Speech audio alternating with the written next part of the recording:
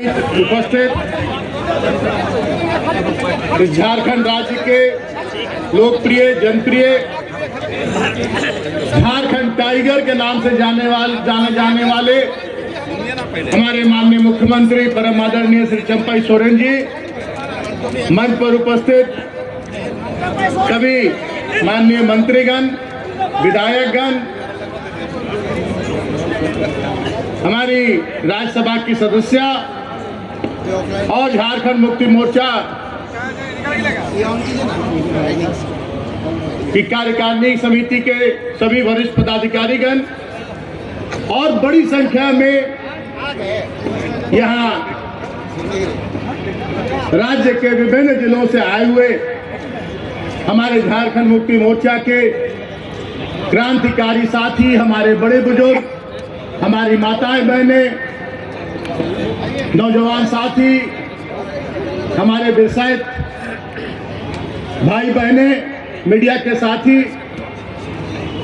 आज हम बहुत ही विकट परिस्थिति और विषम परिस्थिति से गुजर रहे हैं। आज एक तरह से कहें तो लोकतंत्र को पांव तले रौंदने का काम केंद्र में बैठी सरकार कर रही है और संविधान को तार तार करने का काम केंद्र में बैठी सरकार नित्य प्रतिदिन करने का काम कर रही है। और समय रहते अगर हम नहीं जागे तो वो स्थिति बनेगी कि जैसे आज आप यहाँ इस मैदान में आकर और किसी राजनीतिक दल के पक्ष में आप एक सभा कर रहे हैं, आप जिंदाबाद के नारे लगा रहे हैं, इन सभी चीजों से आपको वंचित कर दिया जाएगा। और ये बात आप गांठ बांध के रख लीजिएगा कि आज इस पुराने विधानसभा के प्रांगण से हमने ये बात कही है। जिस रास्ते पर आज जा रहे हैं, आज हमारे बोलने की आजादी छीनी जा रही है। अगर हम कुछ राज्य में, देश में जो स्थितियां बनी हैं, जिस तरह से काले कानून लाए जा रहे हैं और हम उसके विरुद्ध अगर आवाज उठाते हैं तो हमें ईडी, सीबीआई, इनकम टैक्स का पहले भय दिखाया जाता है और जब उनके सामने झुकते नहीं हैं तो फिर झूठे मुकदमों में हमें जेल की सलाखों के पीछे डाल दिया जाता है। ये क्या लोकतंत्र है? लोकतंत्र में कहीं से भी ये उचित है? क्या गलती थी हमारे माननीय पूर्व मुख्यमंत्री की? चिल्ला चिल्ला कर उन्होंने कहा था कि कोई भी सबूत है तो जनता को दिखाने का काम करो। आप सभी जानते हैं कि कोई भी जमीन जिस केस में इन्हें जेल भेजा गया है, सभी लोग यहाँ किसान हैं, सभी इस राज्य के नागरिक हैं। आप सभी ने भी कभी कट्ठा, दो कट्ठा, एक दूर, दो दूर जमीन खरीदा होगा, उसके लिए प्रक्रिया होती है और उसके लिए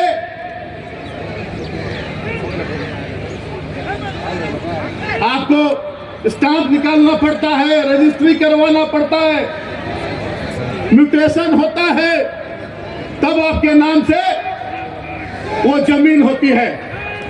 लेकिन यहां ना खाता है ना बही है, ईडी जो कहे वही सही है। ऐसे चलेगा देश? ऐसे चलेगा देश? अब तो भगवान ही मालिक है हमारे लोकतंत्र का।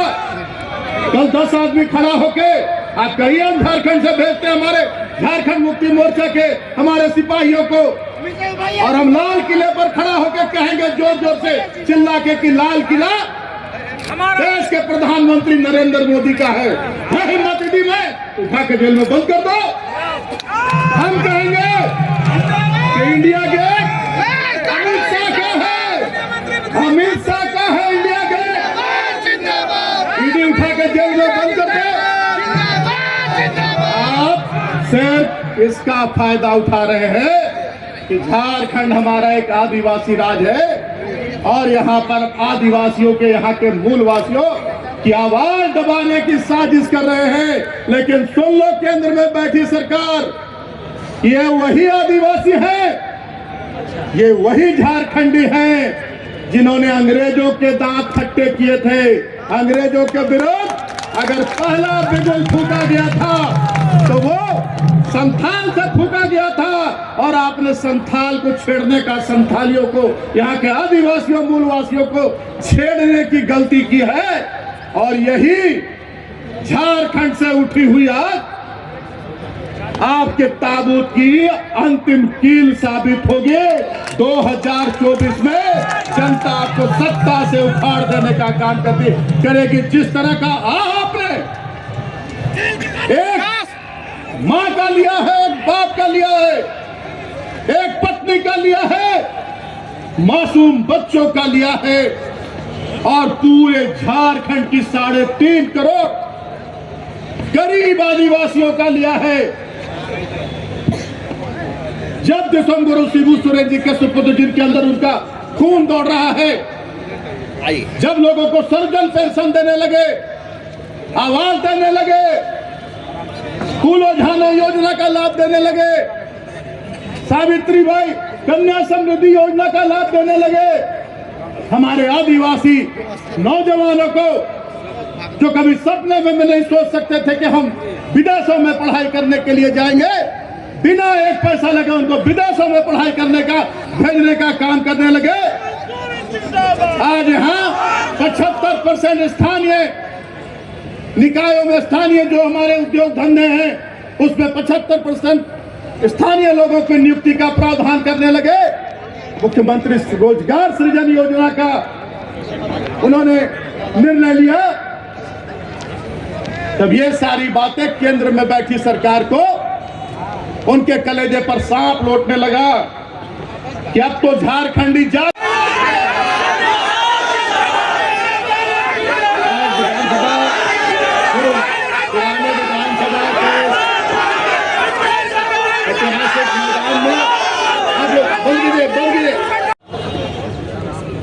$175 लाख से ज्यादा का कर्जा है।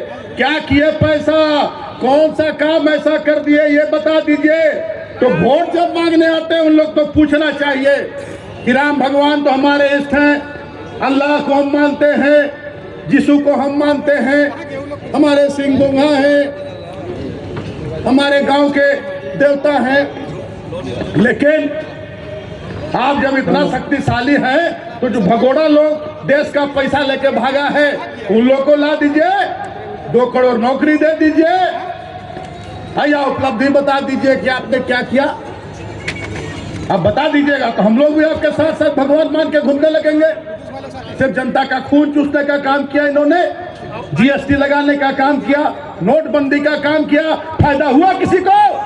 जीएसटी में, नोटबंदी में अडानी को सबसे अमीर करने का कर्जा माफ हुआ। आज किसानों को, आज किसान जो अन्नदाता हैं उन पर गोलियां चलाई जा रही हैं, लाठियां चलाई जा रही, आंसू गैस के गोले छोड़े जा रहे हैं। इसका जवाब मांगना चाहिए। समय की कमी है, फिर बात करेंगे हम लोग। आप सभी लोग इतनी बड़ी संख्या में सिर्फ 2 दिन के नोटिस पर यहाँ उपस्थित हुए, इसलिए आप सभी लोगों को बहुत बहुत आभार व्यक्त करते हैं। आप सभी लोगों को मेरा जोहार, प्रणाम, आदाब, जय हिंद।